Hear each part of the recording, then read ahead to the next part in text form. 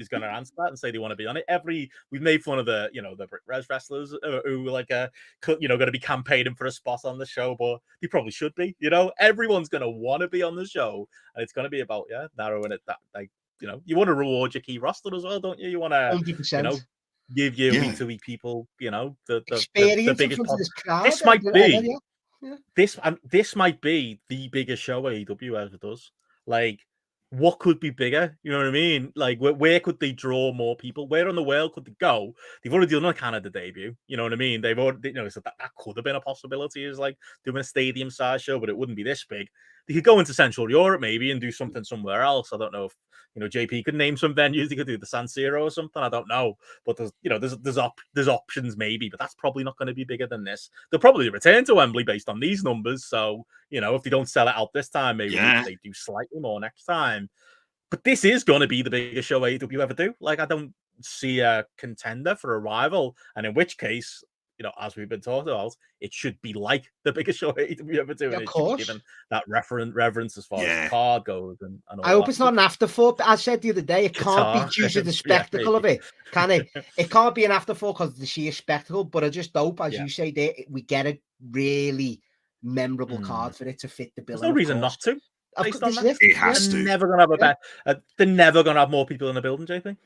No, exactly. They have to do that. I mean, I would think as well, with the deal he's got with Wembley is the one place he would come back to. They'd look at the accessibility for people to fly in and the rest of it. It kind of works, and it's a cheap deal they're getting. And Wembley are going to be happy if they're selling it out on a date they haven't planned to book anyone in. So maybe all in at Wembley becomes, because that's the thing with AEW. They've gone with a different. They haven't done the TNA thing where when TNA came in, it was like, well, we need our own WrestleMania. And some years it was Bound for Glory, other years it was Slammiversary. ROH had Supercard of Honor. Everyone tries. That's something AEW haven't done. They've had the 4 pay-per-views, now 5. They've all been on like a pretty much even keel, haven't they? I think All Out and Double or Nothing maybe have a little bit more prestige. I was going to say, they're the two. But even that's not really based on anything other than the branding's a bit better for them too. I think they're still pretty much equivalent events.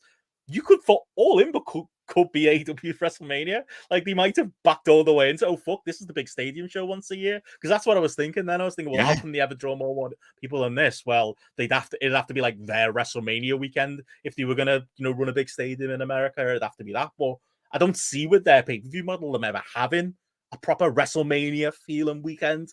So this might be the route. This might be it.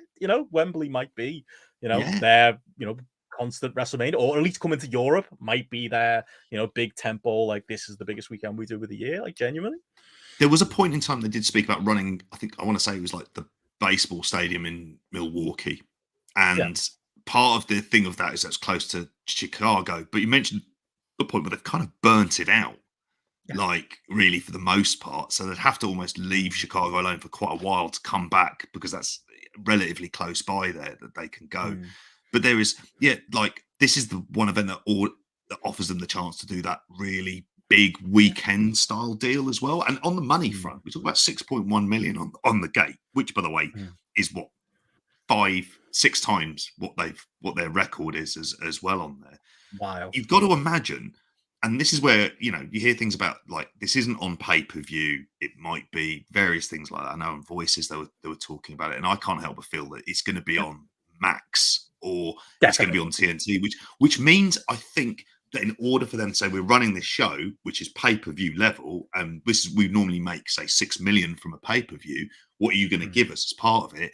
And I keep on thinking between that, Collision, the HBO Max possible presence in there as well, that possibly in next week we've got what they call the upfronts. So Warner Brothers Discovery will come up with all their new next week, May 17th, I think. And at that point, I wonder whether or not we're going to see something about a deal being struck, or certainly an option being struck as well. And I think as part of that bigger deal, this is part of it, where they get the TV rights to this as well. And if you're thinking about, like, the subscription base they've got for that, it's going to be bigger numbers on that than what they're going to be paying for than what they'll be getting for the 150,000 or so for pay-per-view. So they're going to be making a few quid off that as well. That's it. It would the arguments against my point of like, oh, this should be their WrestleMania weekend as well. Can you do WrestleMania when it's like in the middle of the day US time and you can't sell pay-per-views for it? The other argument is, well, yeah, maybe, but maybe more people watch this.